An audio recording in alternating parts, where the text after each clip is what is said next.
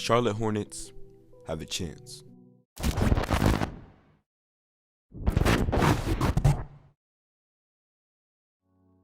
LaMelo Ball, Terry Rozier, Gordon Hayward, Miles Bridges, plus so many of the promising young players and current key contributors lead the Charlotte Hornets. After years of mediocrity, they have put themselves in a better position with a brighter future.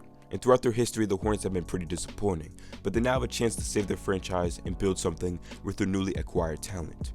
If we look into the Hornets' history, we see that they joined the NBA as an expansion team in just 1988. And right away in the expansion draft, they took Del Curry, and in their first season we saw him along with players like Kelly Tripucka, Muggsy Bogues, Rex Chapman, and Kurt Rambis. And in the mid-90s, the Hornets were at their best with Alonzo Mourning, where he showed off his scoring prowess and rim protecting ability versus some of the game's best fives, with Larry Johnson by his side. Zoe was sent over to a trade in Miami after 1995, and Larry left the season after, but the Hornets recovered greatly from losing their two best players and had a great year in 1997 with a revamped roster. Glenn Rice lit up the league alongside new additions like Anthony Mason, Vlade Divac, and Ricky Pierce, plus the same vets who were already there.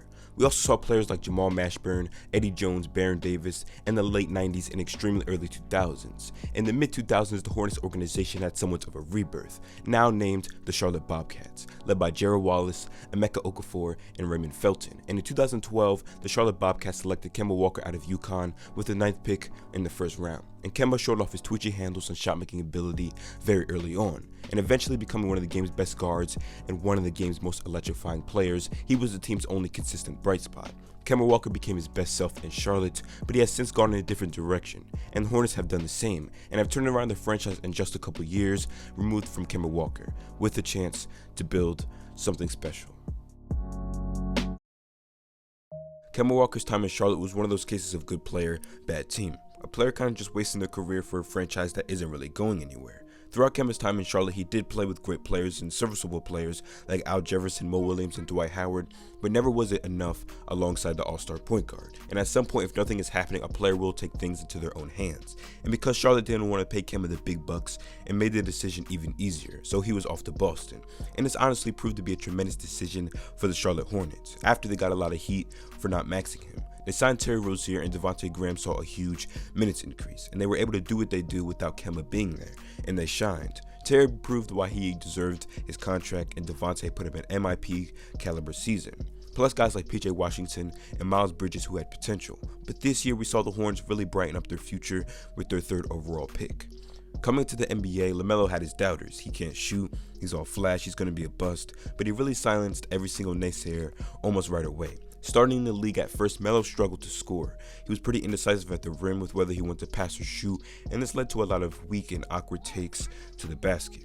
But since then, he's become a lot better at attacking the cup, becoming more aggressive with his moves, and he has a nice wiggle to his handle that allows him to move around the court and blow by defenders at times. And his ability to score combined with all league passing ability makes him so dangerous. And great playmakers are always the best players in the league, and he's already one of my favorites. When Terry Rozier first signed his contract with Charlotte in 2019, everyone was questioning the amount of cash that they gave him, including me. But he silenced us pretty quickly. Not only can he knock down a 3, but he can shake you and convert some tough layups at the rim. And he's improved again this year. And all season long, you knew who was getting the rock in the 4th for the boys in Carolina. Scary Terry was seen once again, and he converted every time.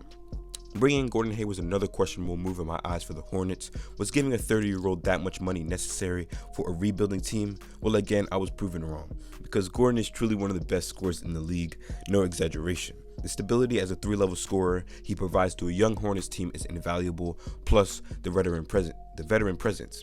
And the Hornets have a lot of young players like Miles Bridges and PJ Washington who have also shown great potential, especially Bridges as he's added ball handling, shot making, and playmaking ability on top of his unreal athleticism.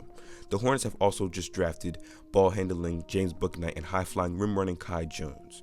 The Hornets have turned around their franchise and have given themselves their brightest future in a long time, with a chance to build something great if they play their cards right. Although the Hornets haven't done anything of significance yet, they're taking steps in the right direction, and post-Kemba era, we will see them led by LaMelo Ball. Although it would be great to get back to 50 wins like the 90 squads, I'm sure the new school Hornets are focused on winning the gold one day, and they should be. And they drafted great young players with potential, and have signed vets who are huge parts of the team to try and get there one day. Right now they're the most exciting team in the league, and their commentators help with that, but they gave themselves a future and they look like they're trying to be more than that one day.